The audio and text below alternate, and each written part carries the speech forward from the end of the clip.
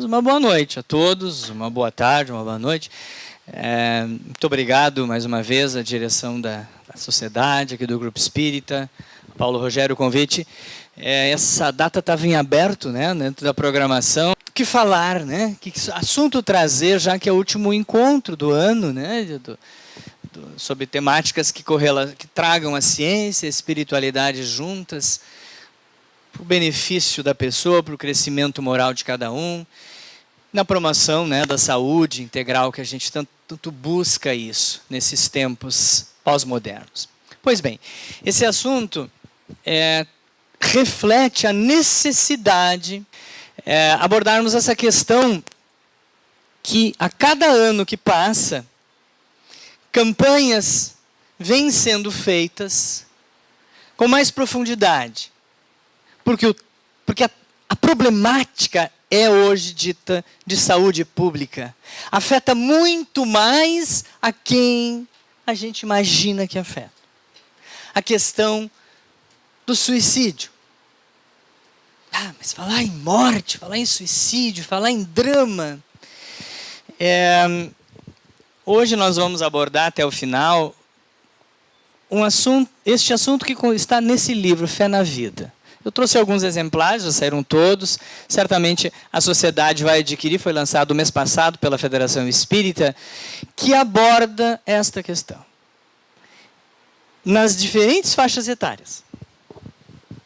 Então, algumas pessoas que me abordaram quando a gente lança o livro e perguntam: tem um livro novo, doutor Carlos? Sim, eu tenho um livro novo sobre a temática do suicídio. Não quero saber nisso. Não quero saber.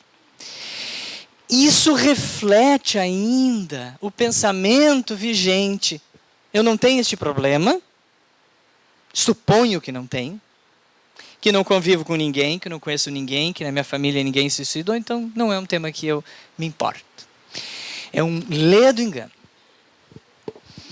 Há 3 meses atrás, eu estive em Gravataí, no mês de setembro, exatamente, que é escolhido, né, aqui no Brasil como o mês que se debate essa questão, que é o Setembro Amarelo, e foi um representante do CVV, desse órgão de defesa à vida, e falou que dificilmente alguma pessoa não tenha um familiar, um conhecido, um próximo, que tenha vivenciado esse drama. Então, hoje é uma situação muito frequente.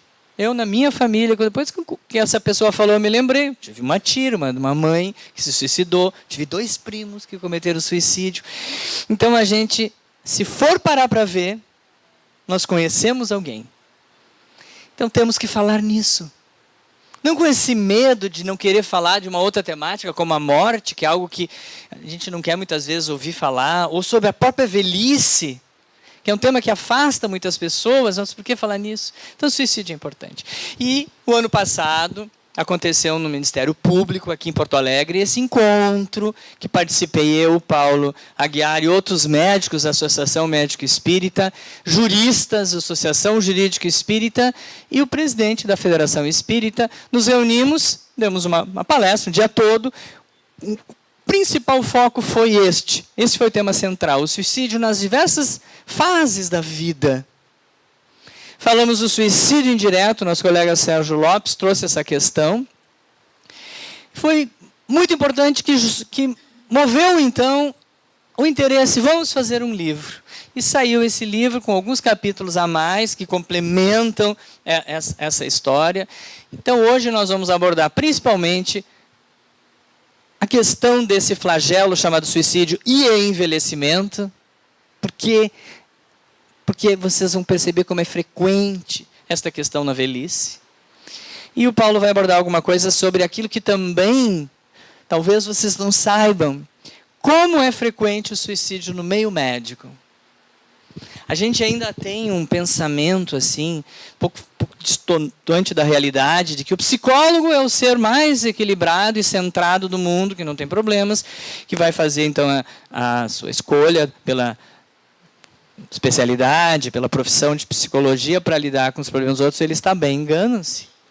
Que o médico, que o psiquiatra é o mais equilibrado, que não é afetado pelos problemas que os seus pacientes trazem, se enganam ao ver como é alto, como é elevado o índice de suicídios no meio médico e especificamente com os profissionais que lidam com saúde mental. E a gente vai ver nesse livro que nos surpreende que crianças, imaginem vocês que uma criança de 9, 10 anos, 7, 8 anos possa pensar em dar fim à sua vida e cometer o suicídio. O jovem talvez não nos surpreenda tanto neste mundo tão desumano que estamos vivendo, com tantas influências de hábitos como ingesta alcoólica elevada, como uso de drogas ilícitas, faz com que o jovem cometa suicídio. Mas é também a pessoa de idade que a gente classifica como adulto jovem que comete suicídio com uma frequência elevada. Então, é um tema importante que a gente precisa se debruçar. Por quê?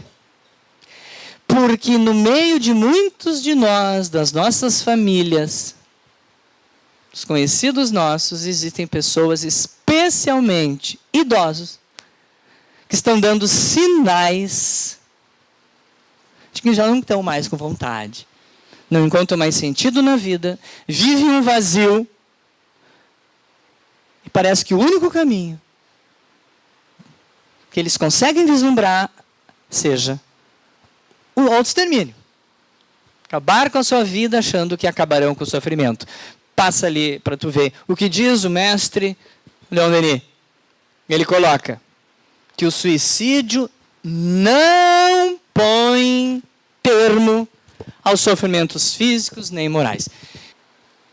O sofrimento é moral, é psíquico, obrigado, também é físico. O que leva a pessoa a chegar a um ponto na sua vida e achar que a única saída para terminar, atenuar seu sofrimento é sair, que eu digo, do palco da vida de uma forma tão desonrosa, a situação é muito crítica. Mas, o esclarecimento é o que ajuda as pessoas. Seja esse que entra via fé, via espiritualização do ser humano, que ele vai descobrir que nenhuma religião, pelo menos as nossas aqui, a gente que é mais comum, nenhuma coloca o fim da vida de uma forma voluntária como a saída para a dor e o sofrimento. E o espiritismo mais ainda. Seguinte, então, vamos falar rapidamente sobre números de suicídios para você ver como isso é frequente e nos preocupa. Seguinte, são dados que mudam conforme as fontes que a gente obtém, mas se acredita que a cada 40 segundos, gente, daqui a pouquinho, uma pessoa no mundo, em alguma parte do mundo, optou pelo suicídio. Tá? Então, uma pessoa comete suicídio e cada 3 segundos uma pessoa atenta contra a própria vida. Ela tenta. Pensa, planeja. Sendo que ocorre em torno de 1 milhão de suicídios ao ano no planeta. E pelo menos 20 milhões de tentativas.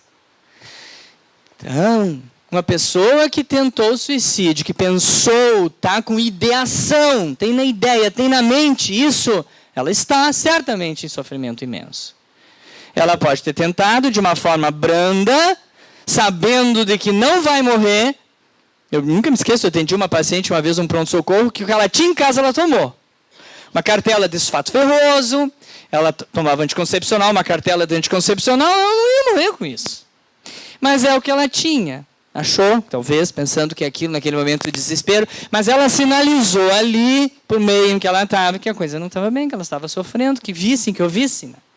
Então, as tentativas são muito maiores do que o evento definitivo. A taxa de suicídio vem aumentando globalmente. Estima-se que daqui a menos de 3 anos, 2020, poderá ter um incremento de 50% na incidência anual de mortes por suicídio em todo o mundo. Sendo que o número de vidas perdidas dessa forma, cada ano, ultrapassa o número de mortes decorrentes de homicídio e guerras combinadas. Há muitos anos atrás, ainda nessa década, eu vi um estampado numa revista norte-americana, Newsweek, que hoje não existe mais, mas é uma revista que tem online, colocando que naquele ano, isso era 2009, 2008, em torno de 1 milhão de pessoas tinham cometido suicídio no mundo, e foi maior do que as pessoas que naquele ano morreram de acidentes. E hoje morre muita gente de acidentes nas estradas, de catástrofes naturais, do que o próprio suicídio. E os que morreram em conflitos armados no mundo afora. Então é muito frequente. E esse número varia. Ora é 800 mil, ora é 900 mil, ora é 1 milhão. Conforme o ano. Além disso, cada suicídio tem um sério impacto na vida de pelo menos outras 6 pessoas. A faixa etária mais frequente envolvida é dos 15 aos 35. Então pega quem?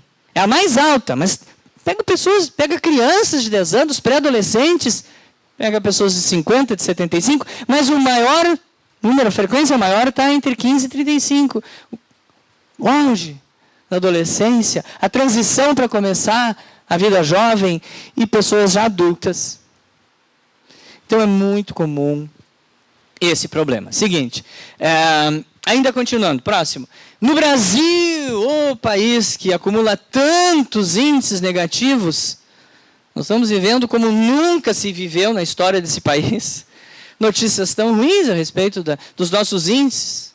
Esse é um deles, trágico. O Brasil é muito comum. A cada 100 mil mortes, 4,6 delas são para o suicídio. Ocorrem 24 deles a cada dia em nosso país. Nós somos o 8º colocado no mundo. Esses dados são assustadores e recentemente divulgados pela Organização Mundial de Saúde, que nos fazem refletir muito sobre as causas e sobre os recursos disponíveis para a gente prevenir.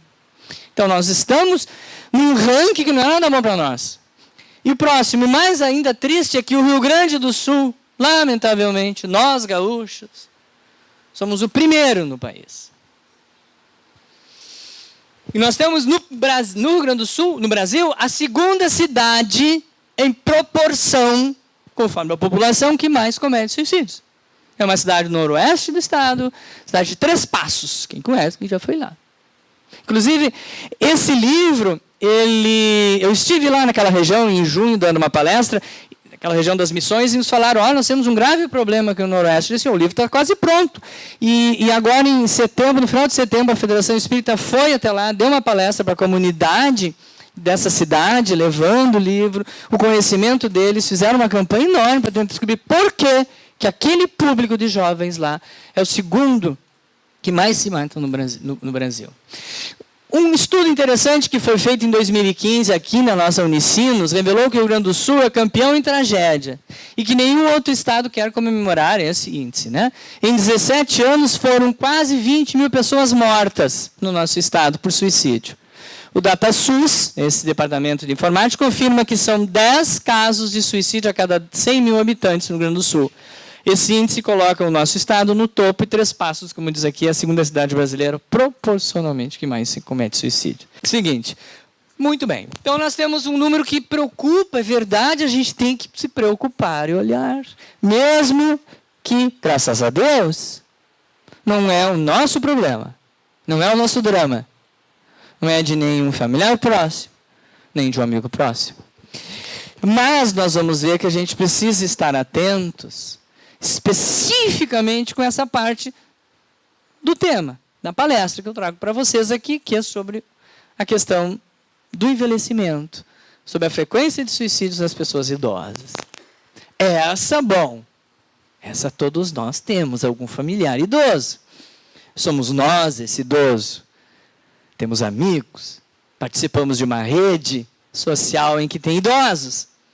E nós vamos ver como até eu, que faço geriatria há muito tempo, também não dava muita atenção. Eu via muito pouco, e continuo vendo muito pouco ainda casos de tentativa e de ação de suicídio em idosos. Mas ao ler, ao revisar esse tema para o livro, eu me surpreendi.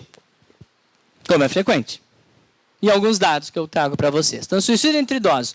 O segundo pico de incidência mais frequente dos casos de suicídio, depois dos 15 aos 35, são as pessoas com mais de 70, 75 anos de idade. Então, diminui um pouco na meia-idade, porque há outras questões importantes, né, psicológicas, sociais, que atenua, diminui, mas cresce esse pico de novo. Por que, então, né, que aumenta no envelhecimento? Vamos tentar ver um pouco nisso.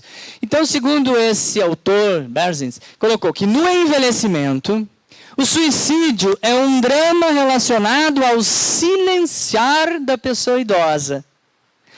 É a pessoa que começa a não mais ser observada pelos seus familiares e que na sociedade, no seu meio familiar especialmente, no seu meio social, e por que não aqui, na sociedade espírita que esse idoso frequentava, ele não era mais observado, não era mais visto, não era mais valorizado. Ele entrou num momento de sofrimento psíquico severo, recrudesceu, agravou o seu quadro de doença mental, por exemplo, e ele opta então pelo suicídio. Silenciar da pessoa idosa diante das mudanças no comportamento social da sociedade em relação a esse idoso e a necessidade individual de ser escutado e respeitado. Mostra essa imagem. Vocês vão reconhecer esse ator, né? Um ator gaúcho. Valmor Chagas, era um autor muito famoso da Rede Globo, envelheceu. Certamente uma pessoa que provavelmente trazia consigo, é possível, algum grau de doença mental, porque na imensa maioria dos casos de suicídio em qualquer faixa etária, excetuando a mais recente, aquelas em que há uso de droga, lícita ou ilícita, a depressão é o fator principal que está por trás. Então esse ator provavelmente desenvolveu um processo depressivo, se ausentou, talvez não envelheceu, já não tinha papéis tão importantes na Rede Globo, foi morar aqui numa fazenda do interior do Rio Grande do Sul e cometeu suicídio há uns anos atrás. E as pessoas, lendo reportagem naquela ocasião, eu me recordo que os amigos mais próximos diziam, mas ele ele se isolou, ele se afastou, certamente porque dentro do meio profissional que ele trabalhava, ele já não era mais respeitado, valorizado, e isso comprometeu muito, né, a opinião dele a respeito da existência. Então, isso é importante, não precisa ser um ator, peguei por acaso, pode ser qualquer um de nós, né, que tem o seu convívio dentro de um contexto social e familiar, e daqui a pouco isso modifica. Lhe são retiradas muitas dessas relações adequadas que ele mantinha, ou não é mais observado, visto pelos filhos, pelos netos. Tá? Seguinte, então, fatores de risco. O que pode levar um idoso a procurar o caminho do suicídio? Primeiro, os mais conhecidos, descritos pelos estudos analisados, foram, primeiro, rompimentos emocionais. O que é isso? No popular. Brigou. As brigas familiares, gente. E olha, eu tenho uma amostragem pequena, é minha, é muito observar. Mas uma das coisas que mais tira a alegria de viver de um idoso é não poder conviver com seus netos ou netas. Não tem, assim, impacto mais negativo, sofrimento psíquico maior do que... Muitas vezes, lamentavelmente, acontece assim, casam-se, A, B, C, problemas, se afastam do convívio dos seus pais e consigo levam também seus netos, seus filhos. Então, há conflitos. É esta avó, esse vô, e daqui a pouco é privado de conviver por motivos quaisquer, desentendimentos, com seus descendentes, consanguíneos ou não, nora, genro, e vai. Então, esse rompimento pode ser com os próprios filhos, né? Os irmãos. Então, isso é muito importante. A dificuldade na comunicação em seu cotidiano, aí ele começa a ficar mais só, não é visitado. Ou está numa instituição asilar, ou está na sua própria casa, mas começa a escassear as visitas dos familiares. Dificuldade... perdas reais ou imaginárias, perdas concretas, perde realmente familiar ou a imaginária. Não é só o familiar, perde o poder aquisitivo, perde a sua capacidade de ir e vir, de fazer as coisas independentemente. Tem que lidar com uma doença que está comprometendo suas capacidades. Transtornos depressivos muito frequentes. Lidar com as doenças graves que limitam, que impeçam. Eu sempre dou um exemplo agora que já tem elevador, mas quando não tinha elevador, né, seu Pércio, tem muito idoso que gostaria de vir aqui e não vem, porque tinha que subir 2 lances de escada, não vinha aos encontros. Ou não ia em outro local, porque não tinha. Era tinha problema de artrose de quadril, era uma pessoa sequelada de um AVC, um outro transtorno que comprometia a locomoção, e não podia vir. Então, as doenças graves comprometem a qualidade da vida indiscutivelmente. Então, muitas vezes, esse idoso pode estar enfrentando uma doença grave, que traga dor, que traga limitação constante. Problemas mentais, falta de perspectiva de futuro, também o desemprego, também o fato da aposentadoria sem alternativa de aproveitar a vida. E é duro, é cruel, mas é uma realidade que acontece em alguns lares. Aquele idoso acaba tendo que complementar o salário do filho que está desempregado, do neto que entrou na faculdade. O pai está desempregado, não pode pagar. Situações das mais diversas, em que o seu ganho, a sua aposentadoria não dá mais para quase nada, tu acaba tendo, e não é tu fazer por amor, por dedicação, um esforço temporário, para manter aquele status daquela família. Quando acontece isso, não é problema. O problema é quando é obrigado. Quando tem que te privar. E muitas vezes o idoso se vê nessa situação. Tem que se privar do que ganha. Cai o padrão de vida, acumula estresse. E muitas vezes é o caminho que ele escolhe. Cansou, não tem recurso, não vislumbra nada adiante, não tem ajuda, não tem apoio. O caminho é esse. Seguinte. Também, nós temos que ampliar um pouco esse leque, a gente só fica falando da medicina tradicional, sobre as causas médicas reconhecidas, a gente também precisa ampliar isso aqui. Há possibilidade? Há, por que não? Os quadros das pessoas portadoras de transtornos depressivos graves ou transtornos graves de personalidade podem estar sendo influenciadas também. Os espíritos, né, que se sintonizam com a sua enfermidade agravam mais e ele pode estar vivendo o que é uma obsessão grave, isso é a causa do seu suicídio. Seguinte, então dentro da literatura espírita a gente vê isso também. Uma obsessão grave pode comprometer os chakras, desorganizar totalmente os chakras, levar a pessoa a ter perturbações celulares, metabólicas, infecciosas, até ter um câncer, agravar totalmente o seu estado de saúde, definhar, como a gente usa essa expressão, foi definhando, foi terminando, foi se acabando. Ou no campo mental, levando as pessoas a terem crises depressivas graves, alucinações, quadros delirantes, alucinatórios. E essas pessoas podem, em um momento desses, optar e ser levados ao suicídio. No Livro dos Espíritos, Kardec diz: os espíritos influem em nossos pensamentos, em nossos atos, muito mais do que imaginamos. E em muitas das vezes são eles que nos dirigem. Claro que tudo isso, a nossa permissão, obviamente que involuntária.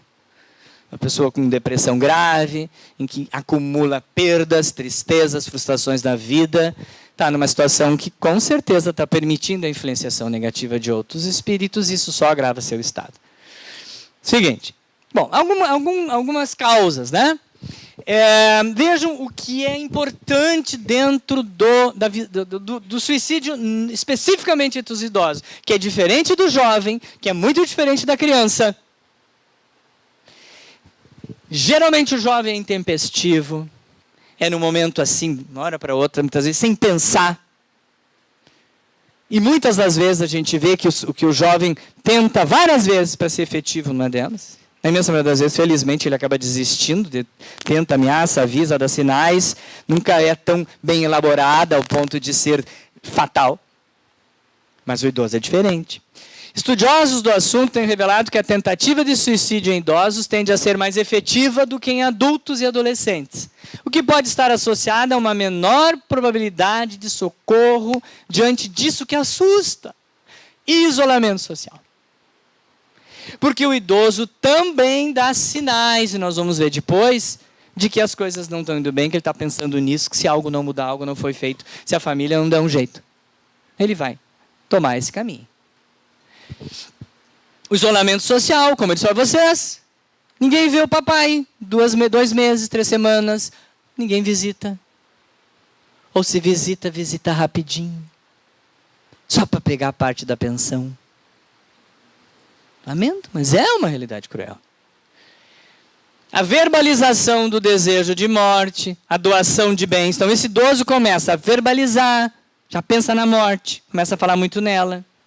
Ele começa a doar seus bens, ou ele pode acumular medicamentos, ele começa a faltar aos cuidados básicos de higiene, ele começa a se desinteressar, aquilo que o motivava, que deixava feliz, o time, alguma coisa. Um gremista, por exemplo, às vésperas de se tornar tricampeão da Libertadores, não tem mais interesse sequer de torcer para o seu time. Cuidado, isso é um sinal assim perigosíssimo.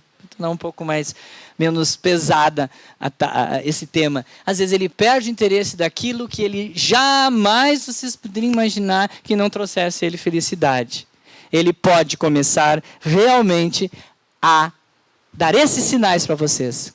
Perde o interesse das coisas mais importantes, começa a verbalizar, a falar em morte, começa a não se cuidar, e começa a pedir para internar. Ele já começa a evidenciar, então, o desejo de se suicidar. Sempre é bom ressaltar a importância do quê? Daquilo que é o antídoto. A socialização, o cultivo de amizades, os relacionamentos estáveis vão ajudar. E são um suporte essencial, bem como a questão da espiritualidade. Seguinte. Então, o suicídio pode ocorrer em qualquer família, gente. Em qualquer grupo social. Na faixa etária dos 70 anos ou acima, é o que mais se envolve com pensamentos de ideação e suicídios. A falta de um significado da existência pode mexer muito com o equilíbrio emocional no fim da vida, em decorrência de, muitas vezes, a solidão, o acometimento por doenças crônico-degenerativas incapacitantes.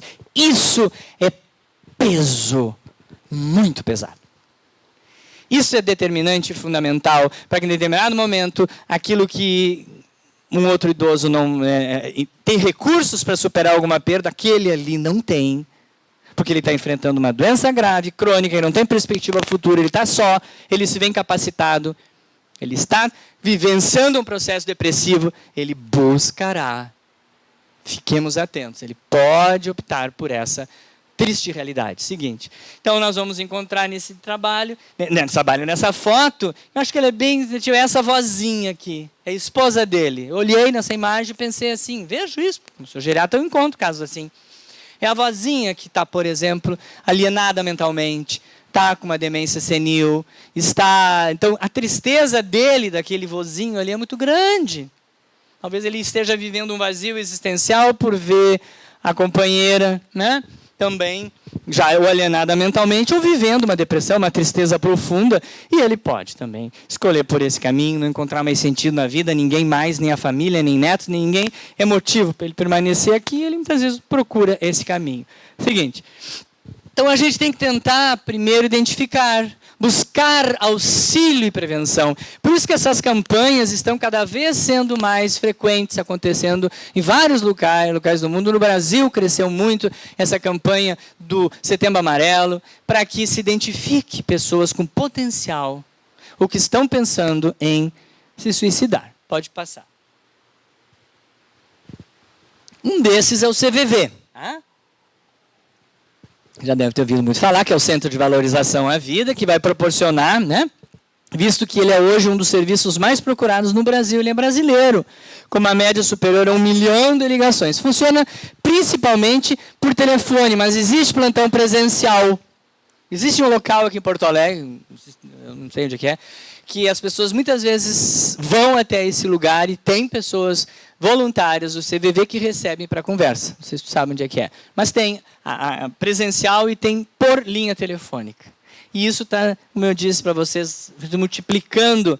E esse acesso está se tornando cada vez mais fácil de obter. São pessoas que do outro lado, né, do telefone estão ali para tentar ajudar aquela pessoa naquele momento. E eles têm exemplos maravilhosos de quanta gente eles conseguiram modificar o pensamento naquele momento, o desejo, encaminhar essas pessoas para auxílio e, com certeza, evitaram o suicídio. Seguinte, então, o auxílio, assistência médica. Aí nós vamos entrar nessa outra questão. Né? Especialmente de quem? Nos portadores de doença mental, previamente diagnosticada, como nos transtornos depressivos, especialmente um tipo de depressão, né? Também é um tipo de depressão, que é o transtorno bipolar. São as duas doenças, né, mentais que mais levam as pessoas a suicídios. Nós vamos encontrar também nas esquizofrenias, nas chamadas doenças esquizoatípicas, que é um espectro imenso de patologias. Algumas doenças do transtorno da personalidade levam as pessoas a buscar o suicídio. Se suicidam mais portadoras de outros transtornos.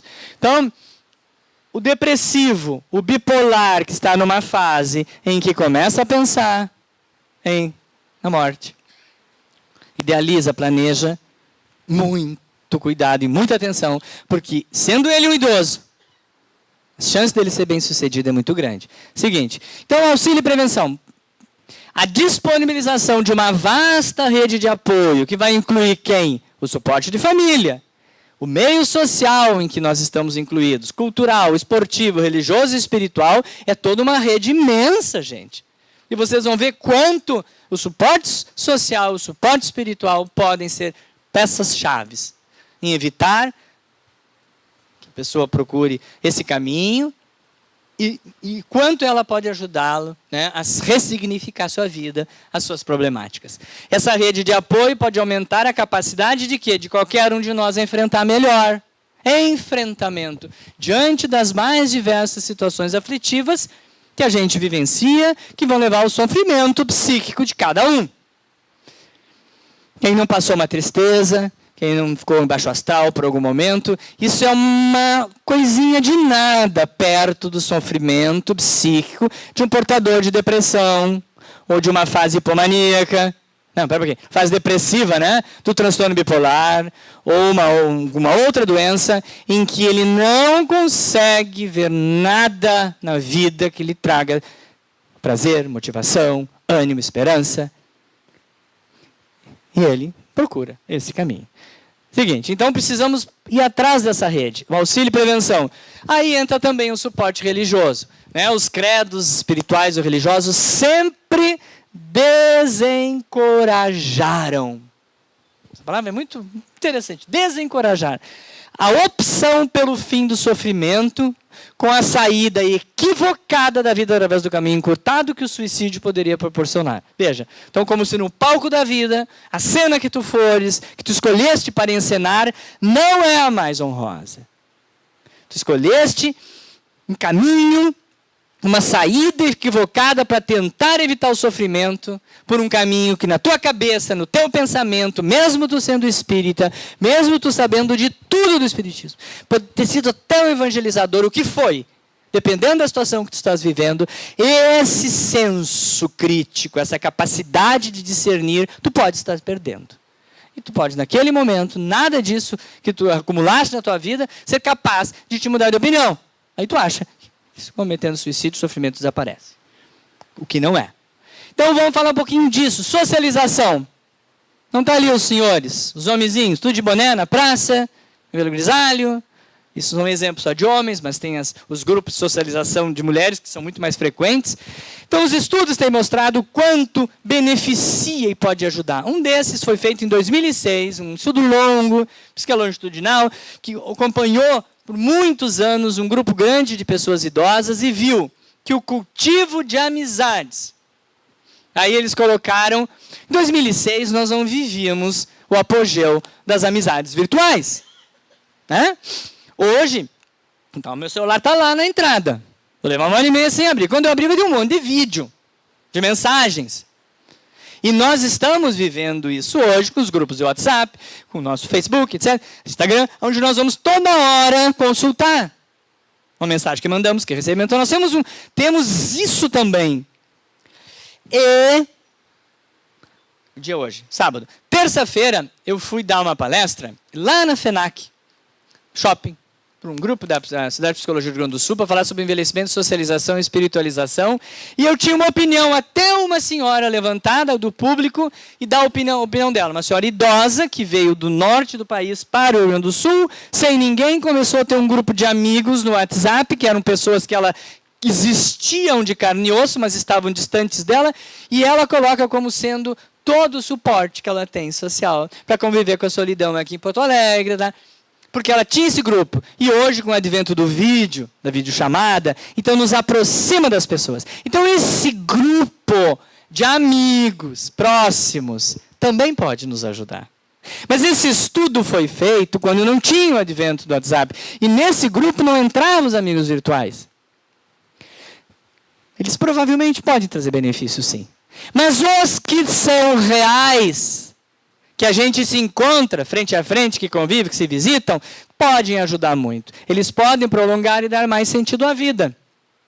Então, os cientistas perceberam que as amizades aumentavam muito mais a expectativa e qualidade de vida dessas 1.500 pessoas acompanhadas, de 70 anos ou mais, independente do nível socioeconômico, independente desses amigos serem os próprios filhos. Isso é muito importante, gente. Pode ir adiante. Às vezes não são os filhos, a família grande, os cunhados, os melhores, o melhor suporte. Seguinte, isso aqui é um grupo tradicionalista que eu tive no começo, convidaram para dar uma palestra, e esse grupo entrou no salão sobre aposentadoria, muito interessante, carregando uma bandeira, Rio Grande do Sul, com acordeão, tocando, alegre, feliz, todos idosos. Tem seus problemas? Tem, certamente. Mas ali, aquele movimento, aquele envolvimento com a música, com o folclore, trouxe tanto benefício a eles. Seguinte, então, sem dúvida, que segundo esse estudo de Harvard, que desde 1937 está acontecendo sobre qualidade de vida, e está vindo até os dias atuais, ele coloca que o fator que mais influi no nível de saúde das pessoas não é a riqueza, não é a carga genética que elas trazem, quer dizer, tudo é, mas não é principalmente isso, alimentação, mas os amigos.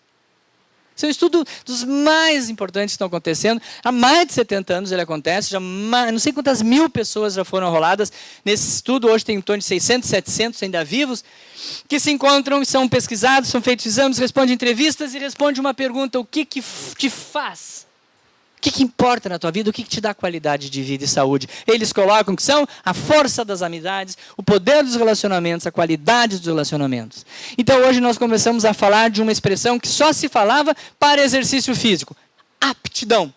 Aptidão social.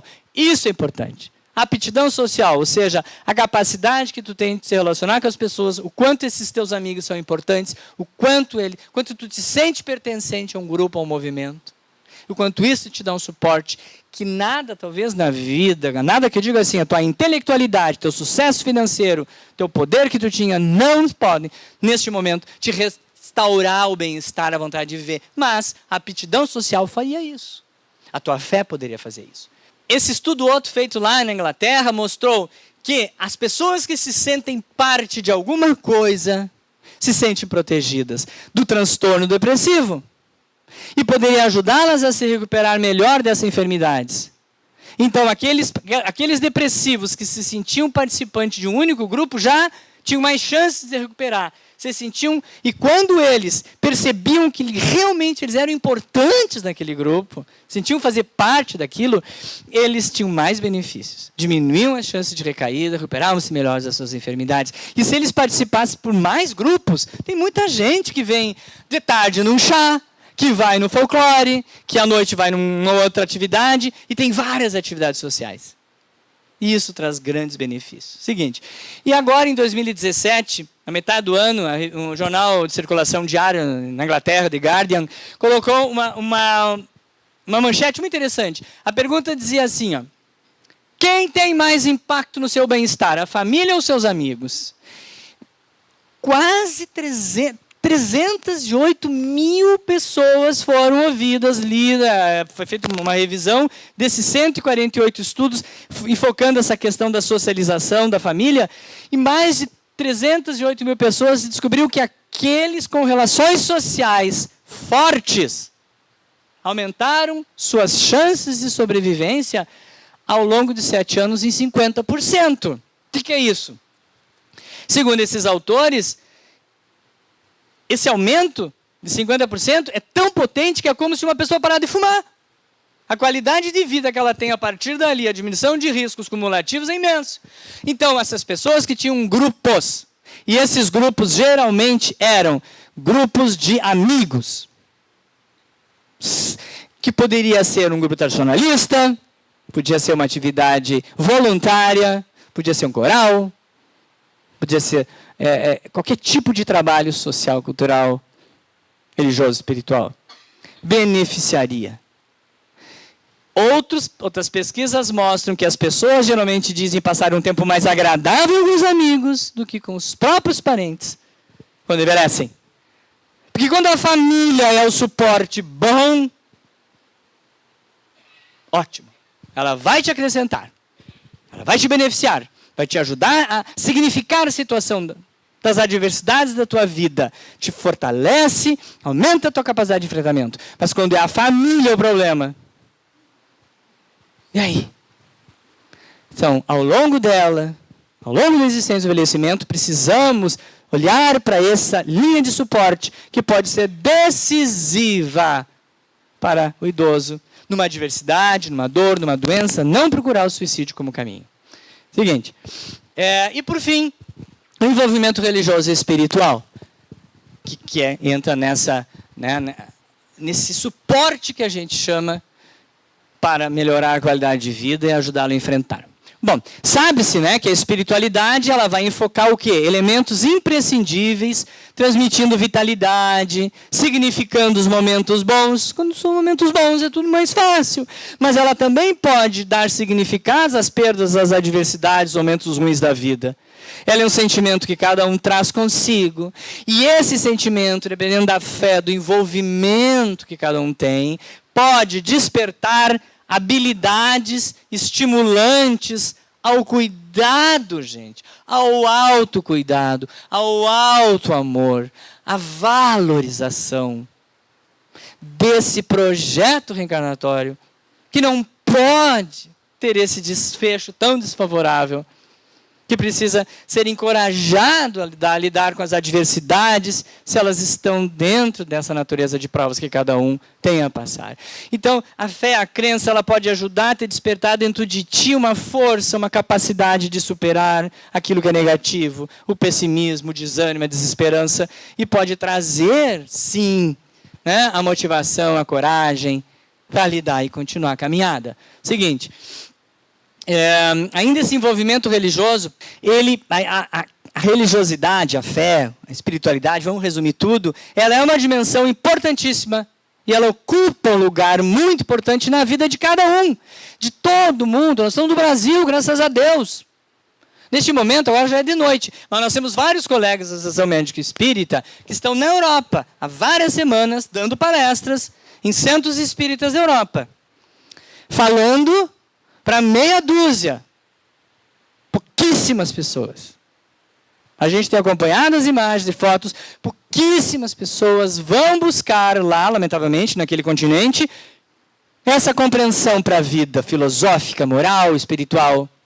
Mas nós estamos no Brasil, felizmente, em que há ainda uma valorização muito grande das questões transcendentais. Então aqui a gente fala, as pessoas valorizam a crença e a fé, especialmente quando está se envelhecendo, e especialmente quando está tendo problemas, adversidades. Mais ainda nesses momentos a gente procura, através da fé, tentar diminuir, atenuar os agravos que o envelhecimento causa na saúde física e mental, porque é comum, é frequentíssimo que se envelheça, aumenta o número de doenças, a incapacitação é maior, as limitações se dão,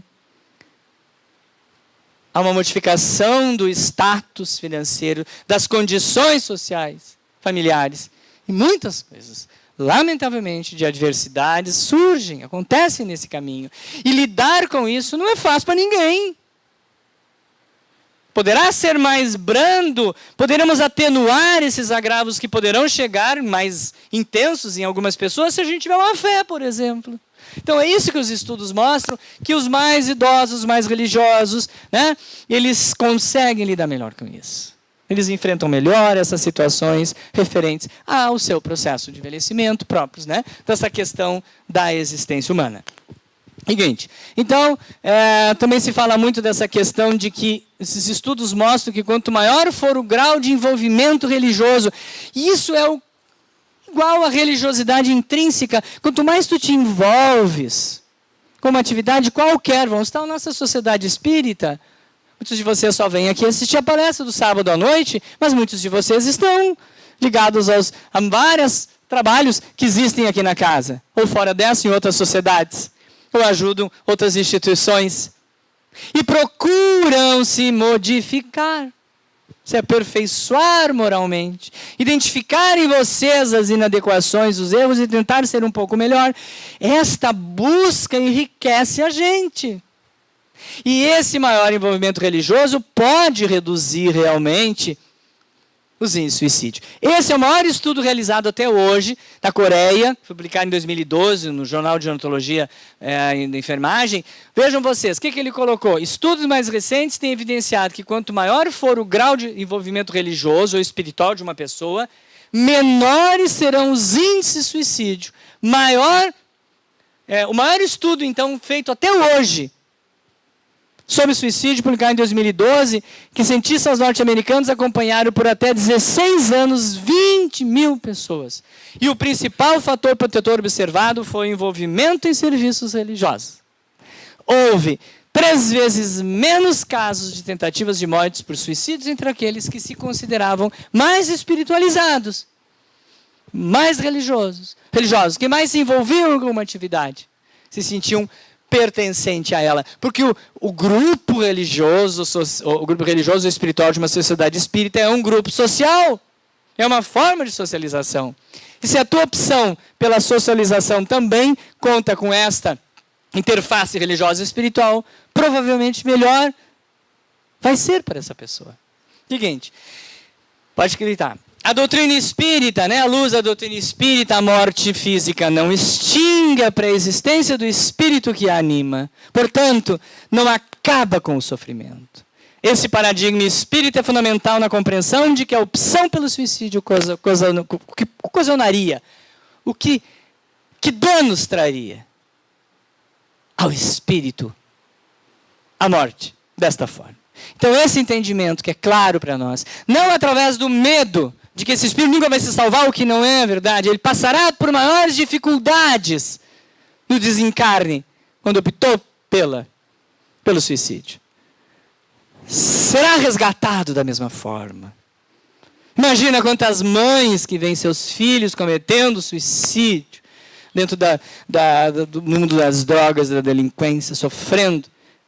Suas preces chegam, não há dúvida que sim. Mas o sofrimento é proporcional ao dano que eles causam. Então, o Espiritismo traz isso, esse alerta, para que a gente busque outras alternativas. Suportes para enfrentar a dor e sofrer. Se ele continuar e for independente da nossa vontade, ele continuar ainda fazendo parte desse projeto que para muitos de nós é e faz parte ainda dessa nossa vida de provas e expiações nesse nosso planeta. Ainda trazemos resgates profundos que precisamos nesta vida, como eu costumo sempre falar, é a mais longa das nossas encarnações, é pela qual estamos passando muito tempo na velhice, também para esse aprendizado para o Espírito. Seguinte, terminando. No Livro dos Espíritos, na pergunta 957, encontramos o seguinte: quais em geral, em relação ao estado do Espírito, são as consequências do suicídio? Muito diversas são as consequências do suicídio. Não há apenas determinadas, e em todos os casos, correspondem sempre às causas que o produziram. Há, porém, uma consequência a que o suicida não pode escapar, que é o desapontamento. Então, é aquela coisa de despertar, depois de muito tempo, e se dar conta que o sofrimento só aumentou. Mas a sorte não é a mesma para todos, depende de circunstâncias. Alguns espiam a falta imediatamente, outros em nova existência, que será pior do que aquela de que o curso que interrompeu. Isso é muito variável, vai depender muito de cada um. Seguinte, está terminando. Próximo. Sérgio Lopes, nosso colega do Associação Médica Espírita, coloca que o Espiritismo nos traz a certeza da eternidade, que se construirá através dos inumeráveis ciclos das existências, ora no plano da matéria, ora na vida espiritual. Segue afirmando que a existência presente é uma oportunidade de crescimento na nossa evolução espiritual, onde o objetivo final é a conquista da paz e da felicidade plenas. Saúde mental é impossível sem espiritualidade. Equilíbrio e paz solicitam o concurso da dimensão espiritual da reforma íntima do indivíduo. Então, assim, que seja fonte viva a nossa vida, apesar de por diversos momentos temos que enfrentar a dor, o sofrimento, as adversidades, que a gente encontre no apoio familiar, principalmente, no apoio social, e aqui, nesse apoio, nesse suporte espiritual, a força para que a gente faça isso que esse livro mostra, fé na vida. A gente precisa da fé, para enfrentar isso, tá, gente? E que a mensagem fique clara. Precisamos pensar também nesse tema. Olhar especialmente para os nossos idosos. Se eles não estão dando sinais de que está faltando acolhida, afeto, carinho, um sofrimento calado, que precisa ser ouvido e ajudado. Tá? Por enquanto é isso. Paulo vai continuar com uma segunda abordagem e ao final a gente vai estar disponível para perguntas. Tá? Muito obrigado. Vamos só fazer uma complementação à fala do Carlos. E eu estava ouvindo aqui o Carlos comentar sobre esse tema e lembrando a fala do nosso irmão Divaldo, né? Nesse congresso da federação, agora na palestra que ele fez, acho que não foi na palestra, foi na parte de perguntas, né? Em que ele comentou que nós vivemos um período de verdadeira guerra espiritual. Nunca, segundo o testemunho da mediunidade dele, viu-se tantos embates espirituais como nos tempos atuais, em que, né, há uma sensação geral de que o planeta, de que as coisas estão indo por um caminho muito ruim. Então temos que ouvir esse testemunho, né, do nosso irmão Divaldo, que efetivamente as obsessões são uma epidemia. E quando a gente fala em suicídio, seja em que faixa etária for, ou em que classe profissional for, estamos falando efetivamente de repercussões na vida prática e no campo da saúde das obsessões. Não há suicídio sem obsessão. Não há sofrimento pungente o suficiente para fazer com que alguém cogite o suicídio sem que haja, no mínimo, uma influência espiritual oportunista.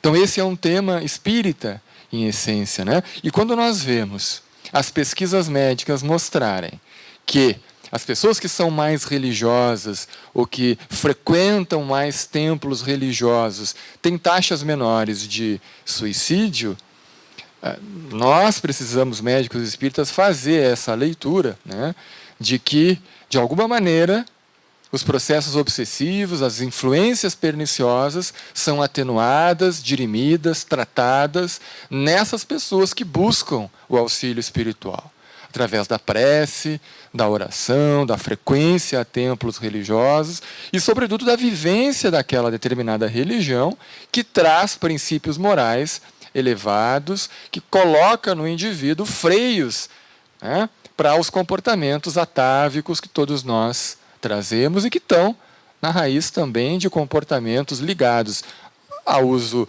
de substâncias, né, a rupturas familiares, a condutas impulsivas de qualquer gênero que frequentemente levam a desfechos negativos, né, seja na área financeira, na área familiar, uma palavra maldita, maldita, né, quantas consequências negativas podem ter, mesmo numa estrutura familiar. Né? Buenas. Mas o meu assunto é sobre o suicídio, especificamente no meio médico, né? Como o Carlos comentou, é de se estranhar que haja entre os profissionais de saúde, para que vocês vejam como a questão não é só de conhecimento, né? É uma questão muito mais de sentido da vida, né? De significado da vida, do que somente ter informações ou uma condição social ou financeira determinada. Né? Bom, então os médicos se suicidam mais do que a população geral. Em taxa, é 5 vezes mais do que a população geral. Então tem alguma coisa que acontece entre os médicos, que talvez não sirva só para a reflexão dos médicos, né, mas que possa ser compreendido em outros ambientes também. Né? E no caso dos médicos, as mulheres são as que têm taxas maiores, ao contrário do que acontece na população em geral. As mulheres médicas se suicidam mais do que os homens. E, como salientou também o Carlos, a população jovem, os estudantes de medicina, apresentam também taxas muito mais elevadas do que estudantes de outras áreas ou jovens da mesma faixa etária que estudam outras áreas do conhecimento. Então, há algo realmente muito estranho, muito especial que acontece nessa população, que nós vamos tentar levantar aqui algumas reflexões a respeito. Os jovens médicos, estudantes de medicina ainda, a principal causa de óbito entre eles, como de resto dos jovens de um modo geral, são os acidentes. Acidentes de trânsito, acidentes de variada natureza, com armas de fogo, enfim. A segunda causa é o suicídio entre estudantes de medicina. Então, a gente colocou neste livro algumas reflexões também em relação à importância de se levar a questão da espiritualidade para as escolas de medicina. Quando é o momento em que o jovem deixa de fazer parte de uma estatística da população geral e começa a fazer parte de um grupo profissional que tem uma estatística própria no que se refere ao suicídio.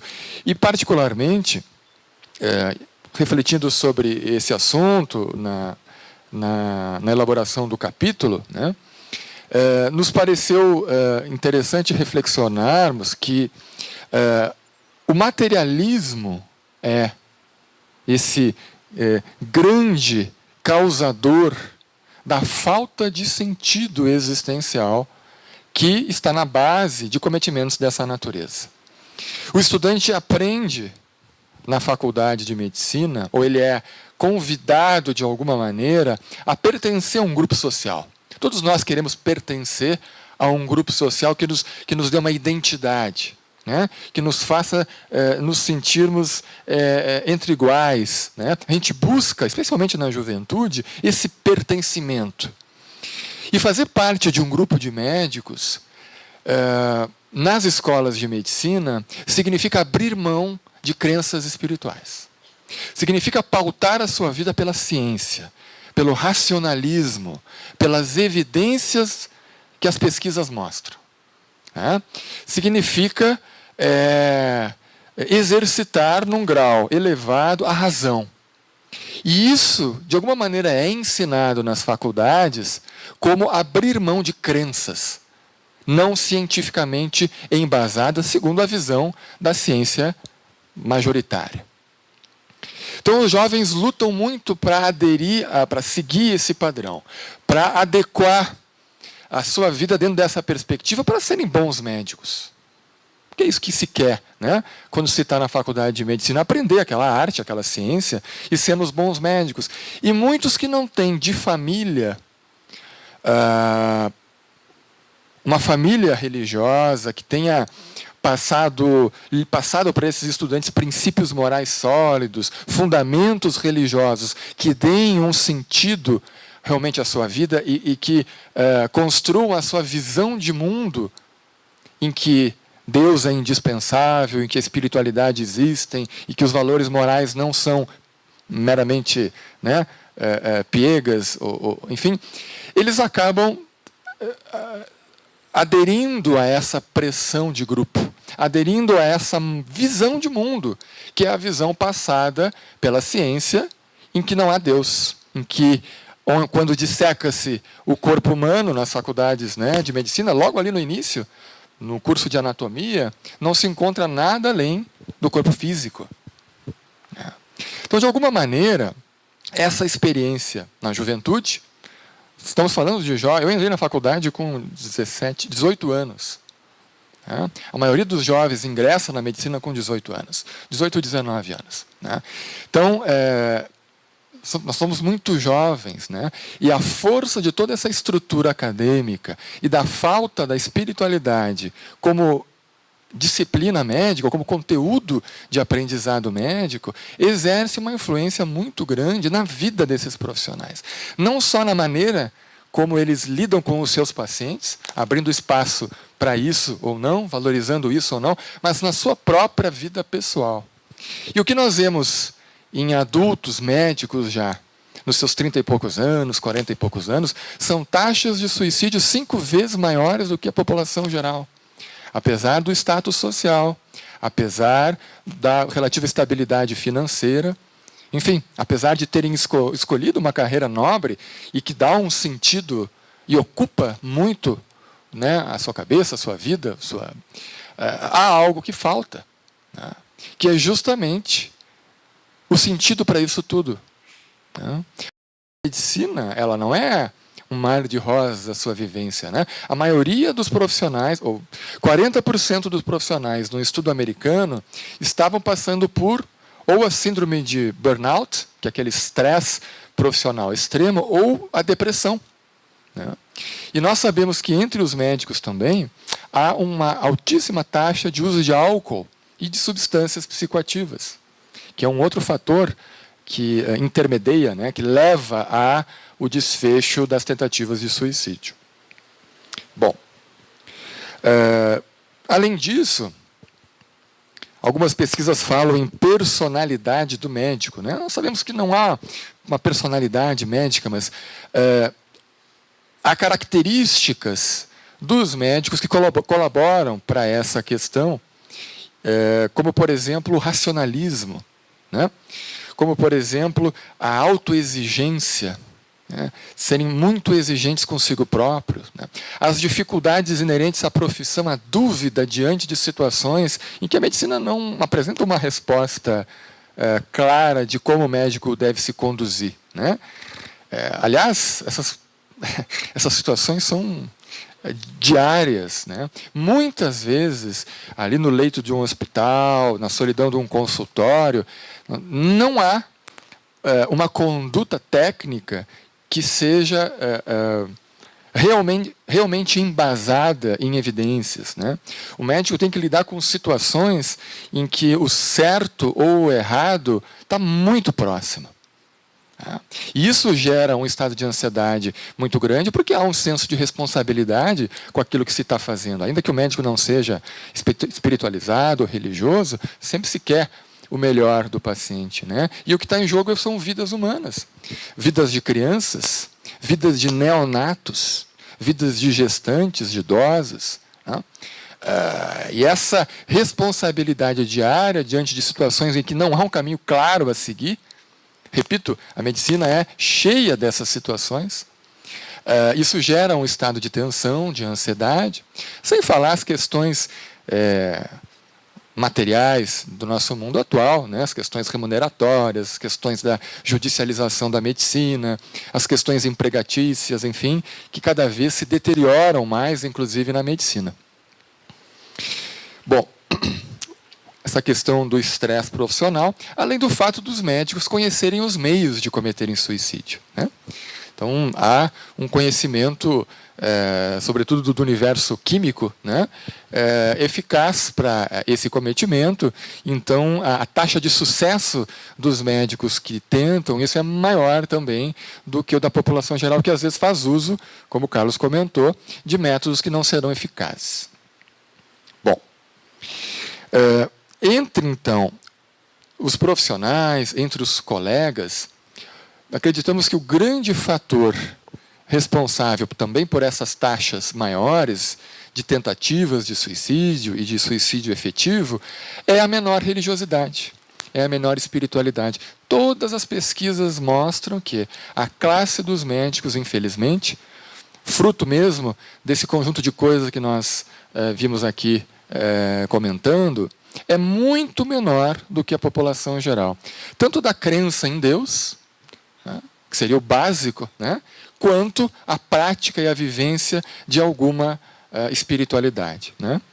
Então, diante dessas situações, diante das dificuldades da vida, o médico pede menos ajuda, né, tem uma autossuficiência maior, por ser médico, tem mais vergonha, né, de pedir ajuda a colegas ou de consultar, às vezes, um profissional da psicologia ou da psiquiatria, e tem menos espiritualidade. Então, vejam o conjunto de elementos que colaboram para isso que nós estamos vendo. Né?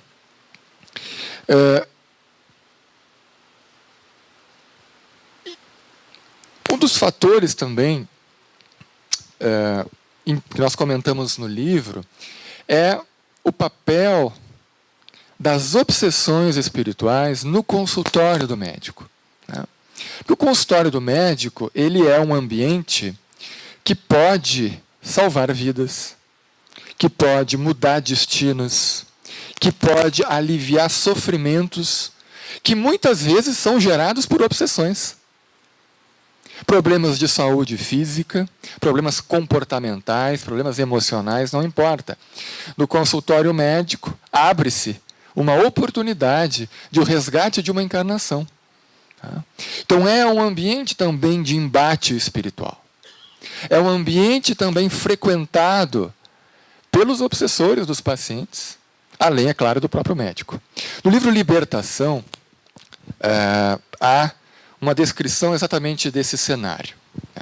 Era uma paciente com grande sofrimento emocional, psíquico, fruto de uma obsessão pertinaz, e que foi recomendado, o marido desta senhora, foi a ele recomendado que levasse a paciente para consultar. O livro descreve como um profissional de ciências psíquicas.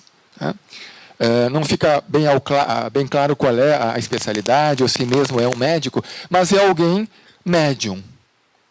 E que, através da consulta e da mediunidade, ajuda, ou tenta ajudar, as pessoas que têm problemas de saúde de qualquer natureza. E vê-se no livro Libertação a descrição de que, tendo em vista que esse profissional não é bem acompanhado espiritualmente, muito antes, pelo contrário, é dominado por entidades que fazem uso da sua mediunidade, posto que ele cobra por essa ajuda espiritual, vê-se o diálogo de um conchavo entre os obsessores do paciente com a equipe espiritual umbralina, que toma conta daquele serviço de prestação,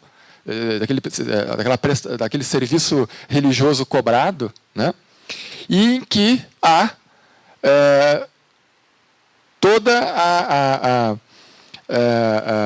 a organização para que a paciente que vá consultar não receba a informação de que ela é efetivamente vítima de um problema espiritual. Então, a paciente recebe desse profissional a orientação de que não se preocupasse, que o seu problema era totalmente físico, que não havia nenhum problema espiritual naquele contexto, que ela fosse para casa tranquila. Enquanto, na verdade, todo o problema era espiritual, obsessivo, e um profissional que teria a chance de ajudá-la perdeu esta oportunidade por não ser bem orientado espiritualmente. Então, a espiritualidade nos traz a informação de que todos os médicos têm apoio espiritual. Têm a oportunidade de ajudar os pacientes, ainda que não tenham consciência deste apoio espiritual. Muito mais por misericórdia divina, muito mais pelo merecimento daqueles que vão consultar, do que muitas vezes do próprio médico. Mas, se o médico que vive vamos usar o exemplo do consultório, diariamente entrando em contato com sofrimento, com angústias, com medos, com inseguranças dos seus pacientes, nesse ambiente psíquico de dor e de sofrimento. Se ele não tem o hábito da oração, se ele não tem o hábito de elevar o pensamento a Deus, de pedir ajuda para bem ajudar aqueles que vêm buscar a sua capacidade técnica, se ele não se coloca a serviço para atender bem a esse sacerdócio que é o exercício da medicina, ele forçosamente vai encontrar maiores dificuldades de fazer o seu serviço. O ambiente psíquico do consultório vai se saturando. Vai ocorrendo o que Dias da Cruz denomina de contaminações psíquicas, e vai havendo a falta de higienização daquele ambiente de trabalho. Há alguns séculos atrás, os médicos não lavavam as mãos, especialmente os cirurgiões, para fazer cirurgias, porque não havia a noção de que existiam bactérias e micróbios invisíveis Não havia sentido lavar as mãos. Quem lavavam as mãos eram os judeus religiosos. Lavavam as mãos por um ritual religioso. E eram discriminados por isso, por fazerem religião e misturarem a religião com medicina. Até que Pasteur, né, desvendou esse universo microbiológico e a medicina e o nosso planeta passou a entender a existência desses seres invisíveis que causam infecções e que levam os pacientes à morte. Então, nós sempre trazemos essa analogia, pois nós ainda vivemos numa época em que os médicos não conhecem as infecções espirituais. Os médicos não enxergam o invisível. E não há um microscópio que mostre a existência desse universo que contamina o ambiente cirúrgico, hospitalar, de consultório, porque isso faz parte deste universo, da nossa aura psíquica, né? Do nosso halo energético, e nós nos saímos nos contaminando por aí, todos nós. Né? Especialmente aqueles que lidam com o sofrimento, com a dor, e não fazem a higienização do seu campo psíquico. Seja através do passe, da fluidoterapia, da oração, da prece. Né?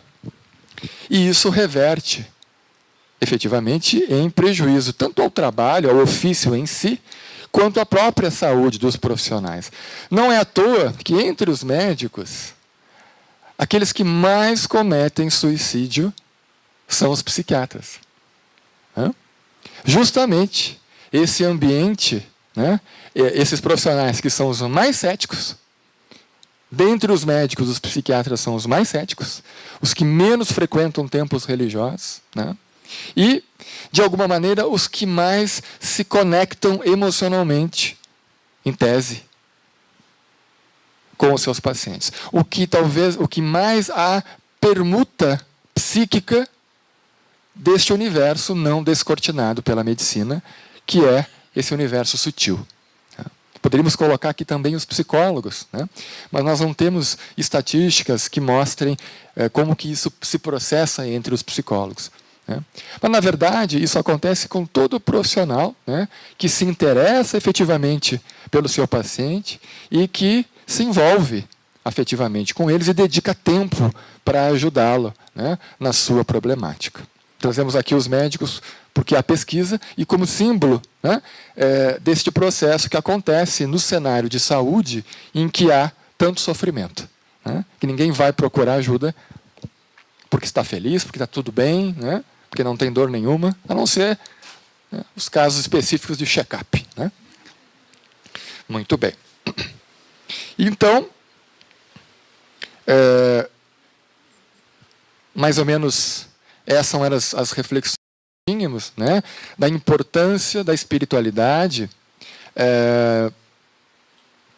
porque o psiquiatra Viktor Frankl, que viveu em campos de concentração, né, chegou a uma conclusão que nos parece muito pertinente. É possível se sobreviver a tudo. É possível superar a tudo, menos a falta de sentido. A falta de sentido das coisas, a falta de sentido para aquilo que nos acontece é insuportável. E ele testemunhou, em campos de concentração, inúmeros casos de suicídio justamente por aqueles que haviam perdido a esperança e já não identificavam, naquele cenário bizarro, grotesco, nenhum sentido. E ele conseguiu superar, né, essa experiência difícil, né, e depois desenvolveu toda uma teoria, né, toda uma linha das psicoterapias chamada logoterapia, né, e nos trouxe um livro brilhante, né, que é A Busca do Sentido. Né. Então, o Espiritismo é essa ferramenta que capaz de nos dar sentido ao sofrimento, à doença, à dor, ao que quer que seja. Né. E é o grande antídoto contra a falta de esperança, né? Porque nós sabemos já na psicologia, na psiquiatria, que não são as coisas que nos fazem mal. As coisas por si só não têm poder. Né? As questões financeiras, de saúde, enfim. A grande questão é como nós interpretamos as coisas. É a leitura que fazemos das circunstâncias. É aí que está a chave. Então há aí uma grande margem, uma ampla margem para escolha pessoal. Nós vamos escolher como interpretar aquilo que nos acontece. Nós vamos escolher o poder que aquela circunstância vai ter sobre nós. Não é automático. Não é óbvio. Cada um de nós precisa, né, ao longo da vida, criar dentro de nós esses instrumentos de interpretação das coisas, que vai nos fazer olhar as dificuldades, as coisas ruins, também buscando nelas um sentido e um olhar e extrair algo positivo, né? Então o Espiritismo é, para nós, esse grande bálsamo, né? Este grande instrumento que faz com que nós possamos passar por essa encarnação cheia de dificuldades, cheia de dores, mas sem perder a fé, sem perder a esperança e sem perder a alegria de viver. Nós, da Associação Médico Espírita, aqui do Rio Grande do Sul, em relação ao suicídio, nós criamos um núcleo chamado Núcleo Ivone Pereira, né, que tem a coordenação da psicóloga Michele Ponzoni, que já esteve aqui algumas vezes, e nós vamos iniciar algumas ações de práticas, né, além das palestras, além dessa questão de esclarecimento, eventualmente até de atendimento, para pessoas que passam por essa dificuldade, a questão do suicídio, né? Tanto os familiares que ficaram, né, quanto aqueles que pessoalmente passam por essa dificuldade. Esse trabalho ainda não começou, mas estamos nos organizando e construindo um projeto em torno disso, também em parceria com o CVV, né, que sempre que possível, nossos eventos, nossos congressos, tem lá uma estande do CVV e eles têm algum espaço para divulgar o seu trabalho. Um trabalho gratuito e de muito mérito, né, que tem ajudado muita gente a escolher outros caminhos. Muito obrigado a todos, especialmente, né, aqueles que vêm nos acompanhando ao longo do ano, aí, trazendo os alimentos que são direcionados para o Hospital Espírita e para a Casa Lar, Casa Menino Jesus de Praga.